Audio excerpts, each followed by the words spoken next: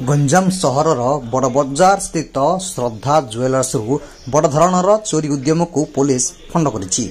अन्यपटे विलंबित रात्रि लुटिबा को आसीथिबा चोर दल को फिल्म स्टाइल रे काबू करिथिबा देखा जायछि, जहां पुलिस पई बड़ सफलता।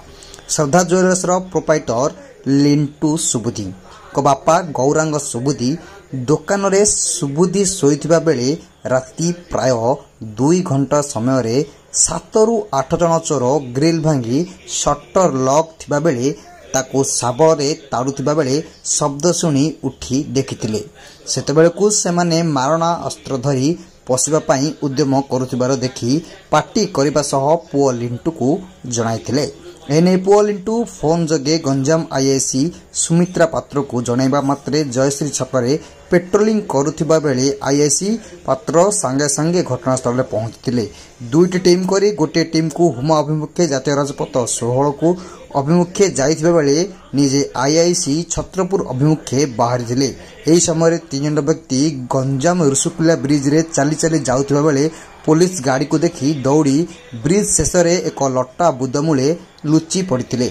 सेमानकु खोजी जन को धरिबार सफल होइथिबा बेले सकाळे सेही बुदा जंगलु लुचि पड़िथिबा सफल होइथिबा अन्य 2 जन एक ऑटोरे पळाइथिबा बेले ताकू काबू करथिले।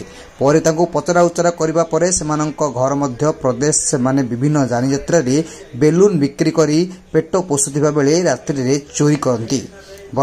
वर्तमान दिगपहंडी निकट मंगराजपुर रे चलिथिबा यात्रा रे तांको परिवार बेलून बिक्री करुथिबा कहिथिले। परे छत्रपुर एसडीपीओ चंदन घड़ई दिगपहंडी एसडीपीओ गंजाम आईआईसी पात्र काबू करथिबा चोर को ने दिगपहंडी जाई तदंत करथिला। परे सेमानक केस नंबर 142/25 मोकदमा रुजु करी गिरफ करी कोर्ट चालान करिछि। गिरफ व्यक्ति माने हेले अरविंद पारधी, रोहित पारधी, विजय कमलाकर, लाजिन पिंपी एमानक घर मध्य प्रदेश और राजस्थान। सेमानक ठारू मोबाइल 7टी, रूपा किरटी 2टी, सुना खड़ू 8 हल, मुदी 2टी, कानर 3 हल, पितल ग्लास 2टी, ढाल मास्क 3टी, स्क्रू ड्राइवर 3टा, कटर गोटे पुलिस सेमानक ठारू जबत बेले अन्य केस रे संपृक्त थिबा गंजाम थाना पक्षरु कुहा जायछि। एथरे आईसीआई अनिरुद्ध स्वाई, आईएसआई सुप्रभा स्वाई, साहू अनंत नारायण एही टीम रे शामिल थिले। गंजाम रु विजय सिंह महागौड़ रिपोर्ट, दिग्दर्शन न्यूज।